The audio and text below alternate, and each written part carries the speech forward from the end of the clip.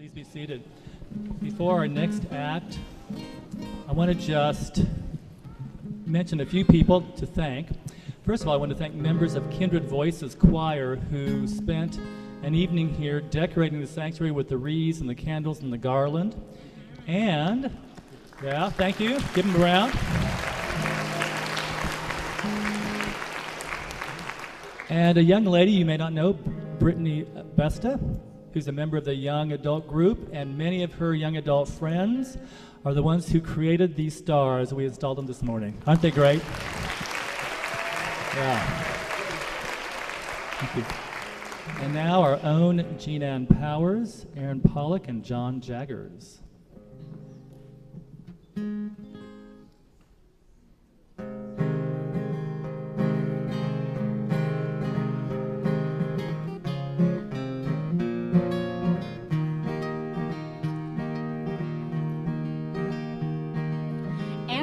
Called her uncle, said we're up here for the holidays. Jane and I were having solstice, now we need a place to stay.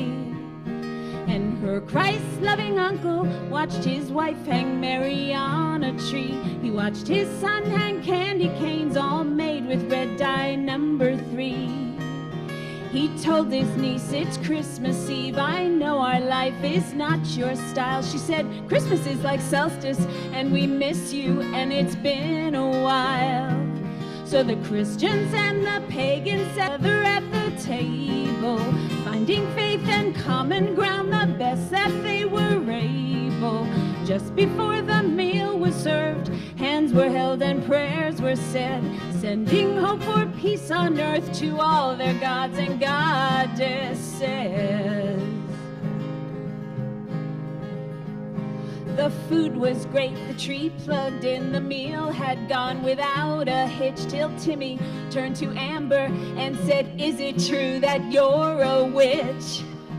His mom jumped up and said, the pies are burning, and she hit the kitchen, and it was Jane who spoke. She said, it's true, your cousin's not a Christian, but we love trees, we love the snow, the friends we have, the world we share, and you find magic from your God, and we find magic everywhere. So the Christians and the pagans sat together at the table, finding faith and common ground, the best that they were able. Where does magic come from?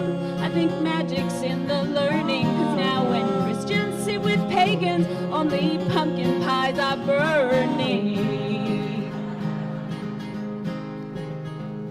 When Amber tried to do the dishes, her aunt said, really no, don't bother. Amber's uncle saw how Amber looked like Tim and like her father. He thought about his brother, how they hadn't spoken in a year. He thought he'd call him up and say, it's Christmas and your daughter's here. He thought of father, sons, and daughters, saw his own son tug his sleeve, saying, can I be a pagan? Dad said, we'll discuss it when they leave.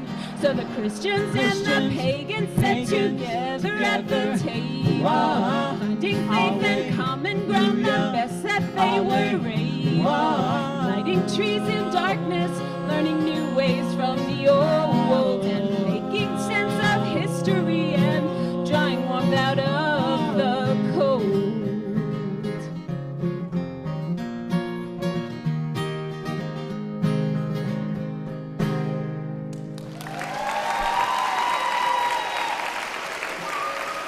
Thank you.